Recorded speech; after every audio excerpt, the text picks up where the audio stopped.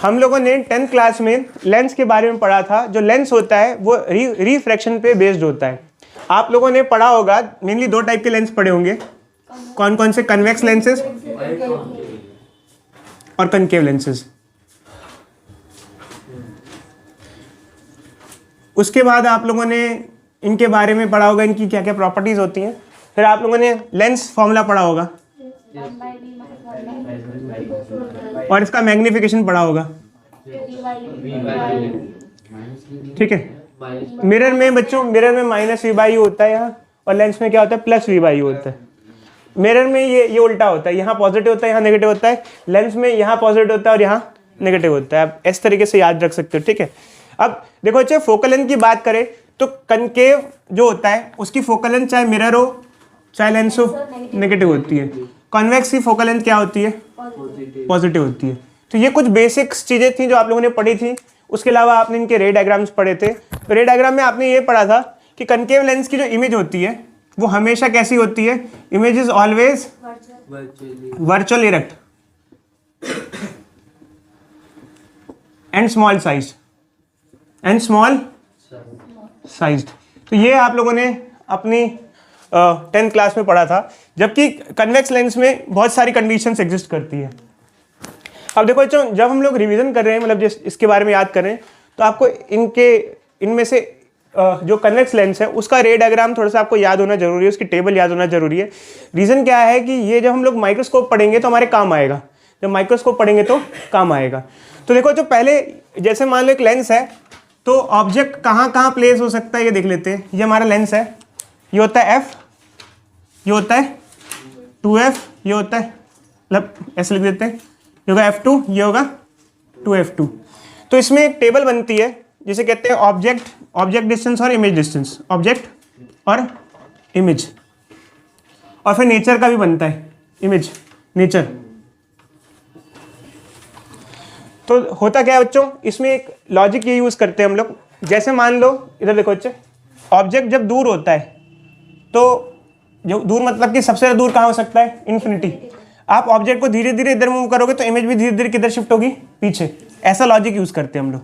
तो सबसे पहली बात ये कि ऑब्जेक्ट कहाँ कहाँ हो सकता है। सबसे ज्यादा दूर हो ऑब्जेक्ट कहाँ रहेगा? इन्फिनिटी पे। थोड़ा सा पास ले आओ तो कहाँ आ जाएगा? Beyond 2f, beyond 2f1। थोड़ा और पास लाओ, क्या हो जाएगा? Eight 2f। और पास लाओ तो क्या आ जाएगा? Between f1 and 2f1। और पास लाओ, क्या हो जाएगा? Eight f1। और पास लाओ तो क्या आ जाएगा? Optical centre, between optical centre and f1। थोड़ा यहाँ जगह नहीं है तो एक काम करते हैं, थोड़ा कहीं और लिख देते हैं इसको मिटा करके। देखो बच्चों, जैसे हमारे पास कन्वेक्स लेंस होता है, जैसे जैसे ऑब्जेक्ट पास आता जाता है इमेज क्या होती जाती है? दूर जाती जाती है। बट इसमें एक चीज सबसे आपको पहले याद होगी, अगर ऑब्जेक्ट इन्फिनिटी पे होता है तो इमेज कहाँ बनती है? फोकस पे। ऐसा रे डायग्राम आप लोगों ने पढ़ा होगा, वही मैग्नीफाइंग ग्लास वाला मैंने आपको केस बताया था ना, कि जब हम लोग सन को फोकस करते हैं एक पॉइंट पर तो इमेज कहाँ बनती है? फोकस पे।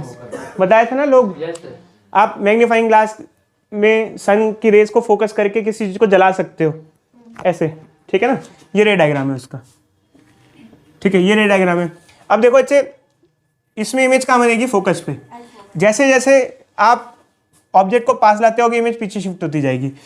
तो अब इसके बाद इमेज कहाँ बनेगी?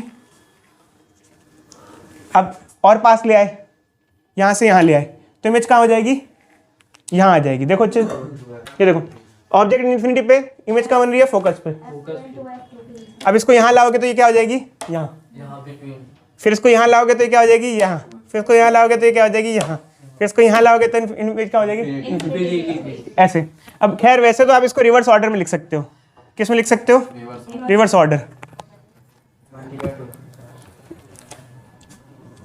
बस लास्ट केस को छोड़ करके, इस केस को छोड़ करके बाकी रिवर्स ऑर्डर में लिख सकते हो। जैसे ये हो गया ये, ठीक है, इसको लिख दूं पूरा। इसके बाद क्या आएगा? Between f1 2f2 at 2f2 beyond 2f2 infinity. ऐसे चाहे तो आप इसको रिवर्स ऑर्डर में लिख दो, चाहे तो आप इसको ऐसे ऐसे करके लिख दो, पीछे खिसकता जाएगा।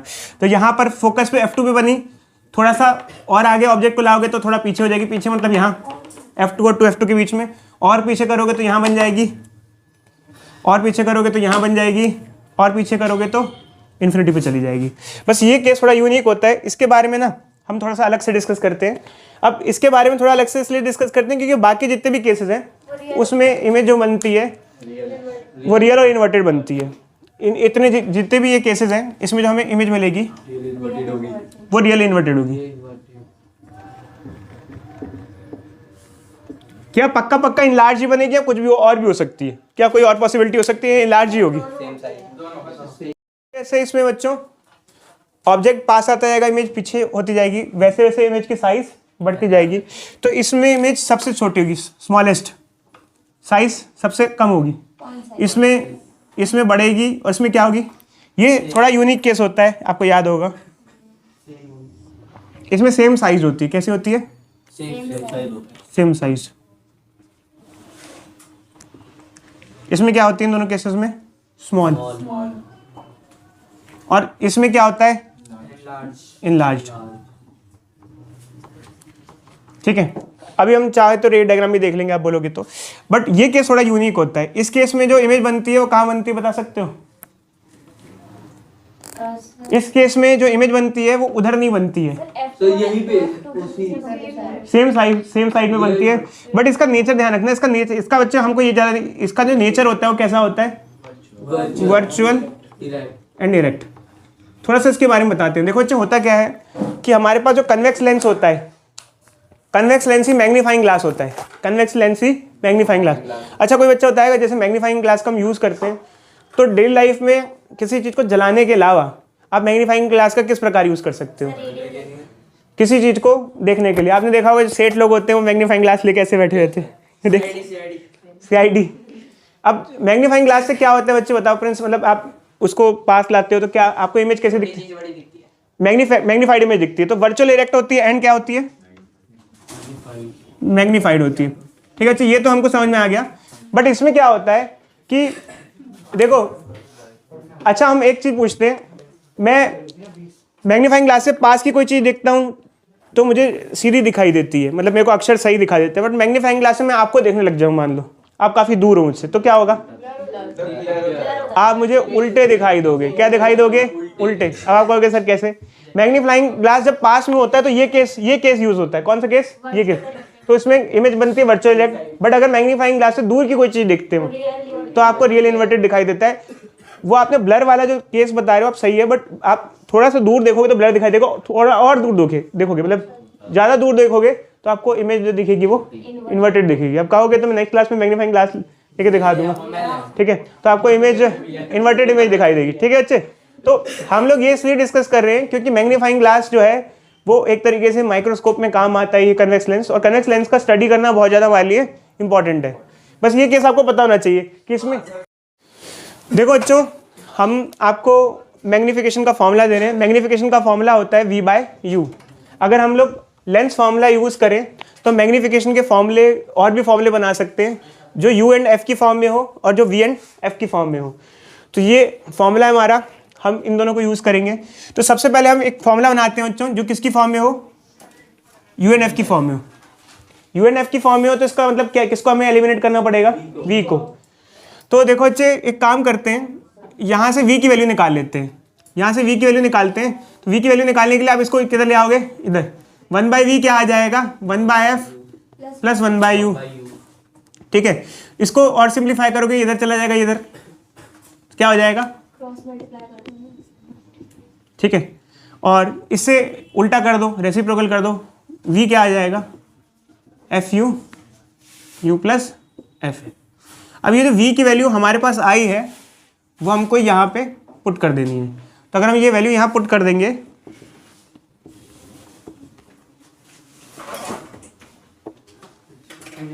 ये आ जाएगा बच्चों, क्या आ जाएगा? F/U + F। अब ये जो फॉर्मूला आया है इसका भी हम डायरेक्ट यूज कर सकते हैं। ठीक है, कैसे कर देंगे अभी हम आपको क्वेश्चन देंगे, आपको समझ में आ जाएगा। और देखो ऐसे तो यार देखो सब रटने की जरूरत नहीं, बट आपको थोड़ा सा आइडिया होना चाहिए कि मैग्नीफिकेशन के दूसरे फॉर्मूले भी एग्जिस्ट करते हैं। कभी नोट्स में ऐसा लिखा हुआ मिल जाए तो आप कहोगे सर ये फॉर्मूला तो आपने पढ़ाया नहीं था, ठीक है। दूसरा ये कि अब ये वाला हो गया, अब इसको निकालते हैं वी और एफ की टर्म में। अगर वी और एफ की टर्म में करोगे तो क्या करना पड़ेगा आपको, यू की वैल्यू निकालनी पड़ेगी। एक काम करते हैं बच्चों हम ना, अब यू की वैल्यू निकालनी है तो क्या करें बताओ, इसको इंटरचेंज कर देते हैं, इसको इधर ले आते हैं, इसको इधर ले आते हैं, क्या आ जाएगा बताना, 1/v माइनस 1/f, और यहाँ क्या है मैग्निफिकेशन क्या है v/u। इसको ये लिख सकते हैं v इंटू 1/u, लिख सकते हैं ना, v/u को v लिख, ये दोनों सेम है ना। 1/u की वैल्यू क्या है यहाँ पे जी, v को तो v रहने दो, 1/v माइनस 1/f क्या हो जाएगा बच्चे, v/v क्या हो जाएगा 1। तो ये फॉर्मूलेस हमारे पास आ गए, ठीक है। अब इसका यूज़ क्या है, देखो बच्चे इसका यूज़ वैसे ऑल दो कोई यूज़ नहीं है ऐसे कि मतलब स्पेशल हो, बट इस फॉर्मूले से क्या होता है हम डायरेक्ट एप्लीकेशन कर सकते हैं। डायरेक्ट एप्लीकेशन कैसे कर सकते हैं, इधर देखो बच्चे, मान लो ये बच्चा है, इसको हमने एक मैग्नीफाइंग ग्लास दिया, क्या दिया, मैग्नीफाइंग ग्लास।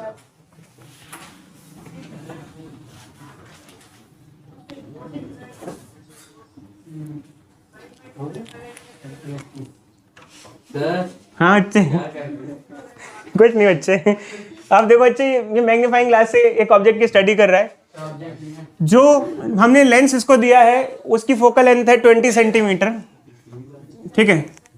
अच्छा मैग्नीफाइंग ग्लास से जो हम किसी चीज़ की स्टडी करते हैं तो वो फोकल लेंथ से कम डिस्टेंस पे होता है, किससे कम पे होता है, लास्ट केस होता है, मैंने अभी आपको बताया था लास्ट केस। अगर आप मैग्नीफाई करके देखना चाहते हो तो इसने ऑब्जेक्ट को थोड़ा पास रखा, ऑब्जेक्ट को रखा 10 सेंटीमीटर पे, कहाँ रखा है 10 सेंटीमीटर, तो ऑब्वियसली बात है ऑब्जेक्ट को पास रखा है तो इसको मैग्निफिकेशन एक्सपेक्टेड है कि इसको कितनी मैग्निफिकेशन मिलेगी बताओ। तो अगर आप ये वाला फॉर्मूला यूज करोगे तो काफी लंबा प्रोसीजर आपको फॉलो करना पड़ेगा, बट ये काम करते हैं, अगर ये यूज कर लेते हैं तो क्या हो जाएगा, एफ कितना है 20 30 आ जाएगा,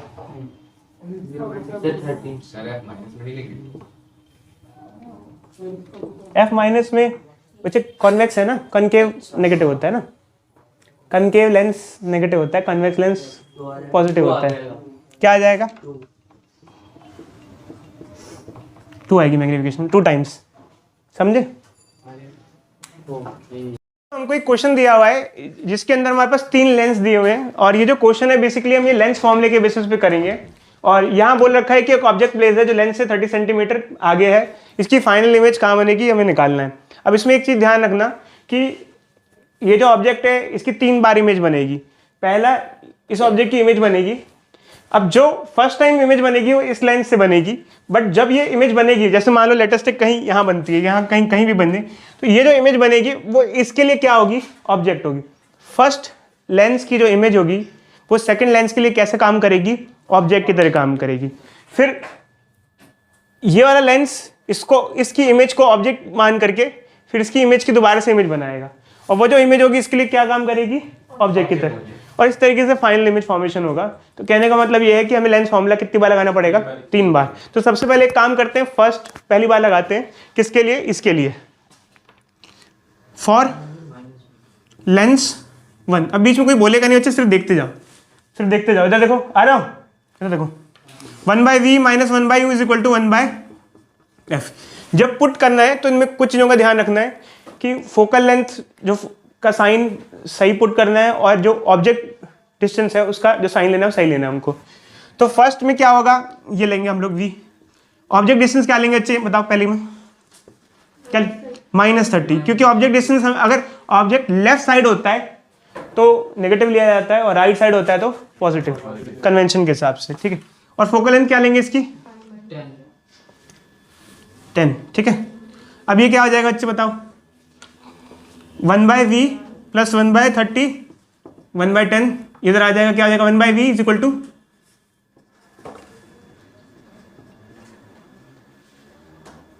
3 - 1,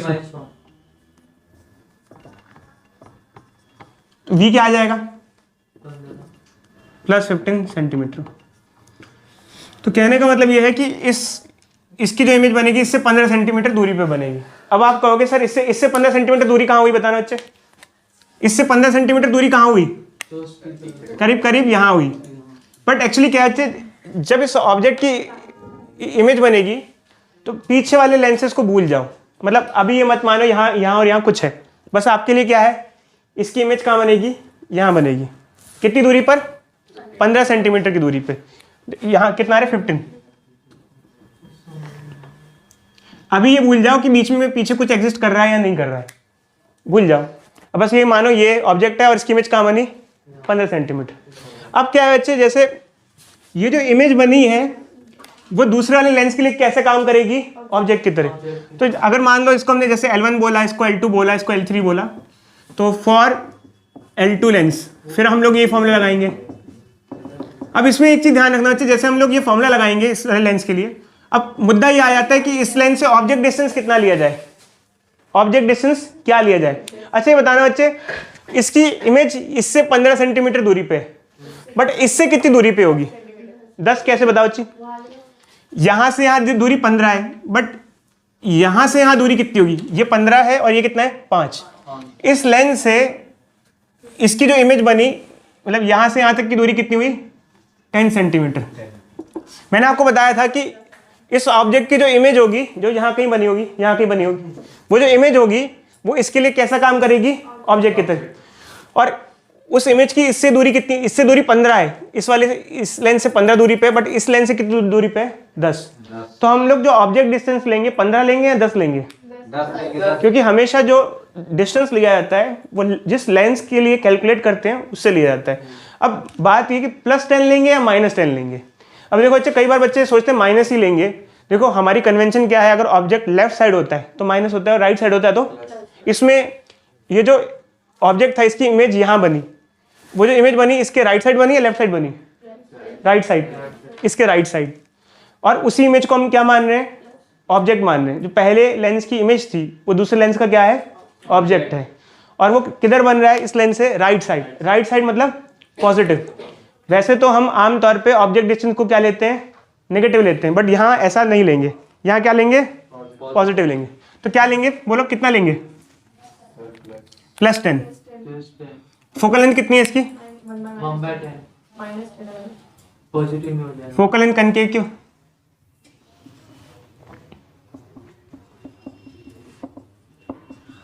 क्या आ जाएगा बच्चे, इसका क्या मतलब है, इसकी इमेज कहां बनेगी, अब इन्फिनिटी पे बनेगी। अब ये बताओ, अगर इसकी इमेज इन्फिनिटी पे बनेगी तो इसके लिए ऑब्जेक्ट कहां पर होगा, अगर इसकी इमेज इन्फिनिटी पे बनेगी तो इसके लिए भी ऑब्जेक्ट कहां होगा, इन्फिनिटी पे ही होगा, क्योंकि जो सेकंड लेंस की इमेज है वो थर्ड लेंस के लिए क्या है, ऑब्जेक्ट है। अब इन्फिनिटी में ऐड सबसेट करो तो कोई फर्क नहीं पड़ता, समझे बच्चे। फॉर L3 ये लगा देते हैं, U कितना है, इन्फिनिटी।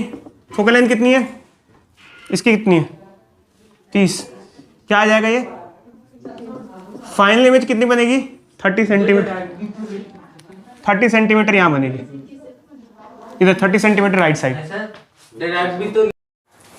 देखो बच्चों, हमें ये जो क्वेश्चन दिया है ये हमें सॉल्व करना है। तो जैसे मैंने कहा कि हम 1/v - 1/u = 1/f का फॉर्मूला यूज़ करेंगे, तो आप लोगों का सबसे पहला डाउट ये होगा कि सर ये फॉर्मूला है बट इसमें ऑब्जेक्ट डिस्टेंस क्या लिया जाए। तो हमने आपको पहले भी लास्ट क्वेश्चन में बताया था कि जो फर्स्ट लेंस का इमेज होता है वो सेकंड लेंस का क्या होता है, ऑब्जेक्ट होता है। अब देखो जैसे मान लो, देखो अच्छा, जैसे लास्ट क्वेश्चन में भी क्या हो रहा था, फर्स्ट लेंस की इमेज है। जैसे मान लो यहाँ जहाँ रेज मीट करती हैं वहाँ इमेज बनती है, क्या बनती है, इमेज। अब जैसे मान लो ये लेंस है, हम लोग ये जो इमेज है ये ही ऑब्जेक्ट की तरह ट्रीट करेगी, इसी इमेज की दोबारा इमेज बनेगी। तो इसको हम क्या एक तरीके से क्या मानेंगे, वर्चुअल ऑब्जेक्ट। क्या मानेंगे, वर्चुअल ऑब्जेक्ट, और इसकी दोबारा से इमेज बनेगी। तो जब हम लोग फॉर्मूला यूज करेंगे 1/v - 1/u = 1/f, तो यहाँ जो ऑब्जेक्ट डिस्टेंस होगा वो यही लेंगे जहाँ बीम पहले कन्वर्ट कर रही थी। बीम कहाँ कन्वर्ट कर रही है पहले बताना, 12 सेंटीमीटर पे कन्वर्ट कर रही है ना, 12 सेंटीमीटर पे। yes, तो ये इसी को हम ऑब्जेक्ट मानेंगे। क्या मानेंगे, ऑब्जेक्ट। इसे कहते हैं वर्चुअल ऑब्जेक्ट। क्या कहते हैं, तो फर्स्ट केस में क्या होगा, 1/v - अच्छा u की जो वैल्यू है बच्चे जैसे फर्स्ट केस में वो नेगेटिव लेंगे या पॉजिटिव लेंगे? अब देखो बच्चे होता क्या है कि जैसे मैंने आपको बताया कि अगर लेंस के राइट साइड है तो इसको क्या ले लिया जाएगा? पॉजिटिव लिया जाएगा। ये राइट साइड है ना लेंस, तो जैसे हम यहाँ u लेंगे, क्या लेंगे? +12 और फोकल लेंथ क्या है? Focal length 20. 20 1/v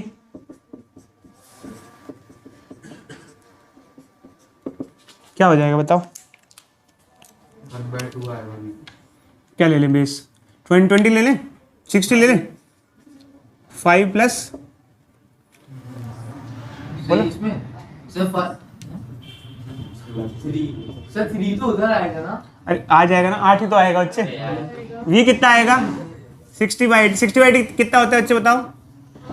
7.5। 7.5। तो ये आ गया बच्चे। तो इसका मतलब क्या हुआ कि आपने जो ये लेंस रखा तो 12 सेंटीमीटर से पहले ही कन्वर्ज होगी। कहाँ कन्वर्ज होगी? उल्टा 7.5 पे कन्वर्ज होगी लाइट। अब देखो बच्चे, कई बार बच्चे पूछते हैं सर इसके कोई लॉजिक है? और ये मैथमेटिक्स के बेसिस पे, इसके कोई लॉजिक नहीं है, ये भगवान ने बना के नहीं भेजा। किसने बनाया? ये हमने बनाया ना, हमने लॉजिक डेवलप किया। तो हम अपने हिसाब से ही रूल चलाते हैं इसके। माई रूल माई लाइफ, मतलब ये है कि अरे जो भी हो बच्चे, बट बात ये है कि सिर्फ बात ये है कि इस पे ना कोई आप कहोगे कि सर इस पे ऐसा कैसा कोई एक्चुअल कोई लॉजिक है? एक्चुअल कोई लॉजिक एग्जिस्ट नहीं करता है, हमारे लॉजिक से सारे के सारे। ठीक है, अब आगे बढ़ते हैं सेकंड क्वेश्चन पे। तो सेकंड क्वेश्चन भी बच्चे ऐसे ही करना है, खैर इसमें कोई फर्क तो नहीं है। ऑब्जेक्ट क्या लेंगे इसमें? ये क्या होगा? Virtual object. लगाए फॉर्मूला, यूज करें। 1/v minus 1/u is equal to 1/f। u कितना है? पॉजिटिव ही लिया जाएगा।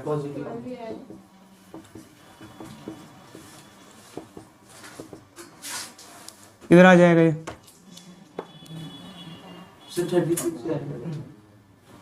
क्या ले लें? 36 ले लें? 48 ले लें। पॉजिटिव में कितना आएगा? 4, नेगेटिव में कितना आएगा? 3। 48 सेंटीमीटर। तो लाइट देखो बच्चे कहाँ कन्वर्ज कर रही है? पीछे 48 सेंटीमीटर पे दूरी पे कन्वर्ज कर रही है। फाइनल इमेज इधर बन रही है। ये कुछ ऐसे न्यूमेरिकल्स हैं जो थोड़े लंबे हैं, मतलब सॉल्व करना तो आसान है बट सीखने में है इसमें। ठीक है, सर ये पढ़ के भी वो